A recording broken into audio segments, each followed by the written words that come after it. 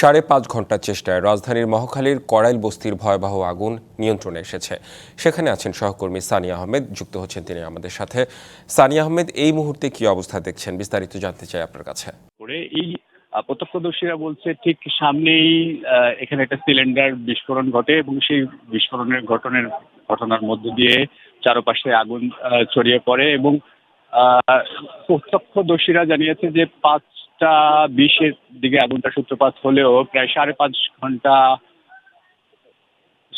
ঘন্টা যে ফায়ার সার্ভিসের মানে চেষ্টায় তারা আগুনটিকে নিয়ন্ত্রণ করতে পেরেছে। এবং যদিও আমি এখানে এসে দেখেছি যে একটি কালো ধোঁয়া এবং এখানে সাধারণ মানুষের যদিও যে বিল্ডিংটিতে আমি এই মুহূর্তে রয়েছি এই বিল্ডিংটিতেও একটি নাজুক পরিস্থিতি তৈরি হয়েছে। সুতরাং বলাই যায় যে এখানে মানে কারো কারো জুতো গলতে দেখেছি এবং আশেপাশে একটি ভয়াবহ পরিবেশের সৃষ্টি হয়েছে। এখানে বেশিরভাগ প্রায় কোনো কোনো মাধ্যম থেকে জানা যায় প্রায় 2000-এরও বেশি মানুষের আবাসস্থল, 2000-এর মতো ঘরবাড়ি এখানে আগুনে পুড়ে ছাই হয়ে গেছে। এবং এখানে এখন পর্যন্ত কোনো হতাহতর খবর না পাওয়া গেলেও তবে 4 জন শিশু নিখোঁজ আছে বলে তথ্য পাওয়া যায়।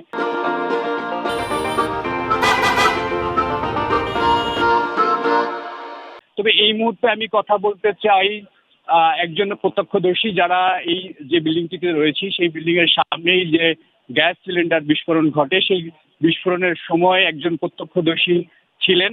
তার সাথে আমরা কথা বলতে চাই। আসলে কিভাবে আগুনের সূত্রপাত হয় এবং কিভাবে এই ঘটনাটি ঘটে। আমাদের সামনের বাসায় কিছুদিন আগে আমাদের এখানে গ্যাসের লাইন কেটে দেয়। তার পরবর্তীতে সবাই সিলিন্ডার ব্যবহার করে।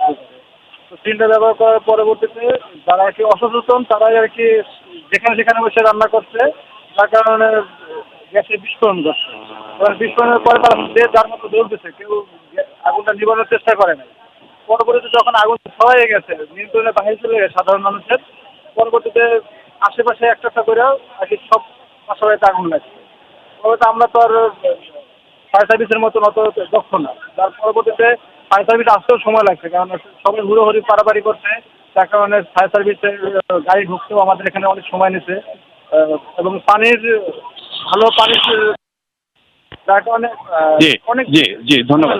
আমি এই শুনছিলেন যে কিভাবে আসলে ঘটনাটা আমরা এখানে সরু রাস্তার কারণে আসলে ফায়ার সার্ভিসের বড় পানিবাহী যে গাড়িগুলো কিংবা মোটরের যে গাড়িগুলো সেগুলো এখানে আসলে ঢুকতে পারেনি, যার কারণে আসলে কালক্ষেপণ হয়েছে বলে মনে করছেন স্থায়ীরা। কাছে সর্বশেষ রেদওয়ান, তারা বলছে যে গ্যাস সিলিন্ডারে এই আগুনের বিস্ফোরণ হয়ে এই আগুনের সূত্রপাত হতে পারে। অন্যদিকে ফায়ার সার্ভিস বলছে যে তদন্ত সাপেক্ষে তারা জানাবে। ধন্যবাদ সানিয়া আহমেদ আপনাকে।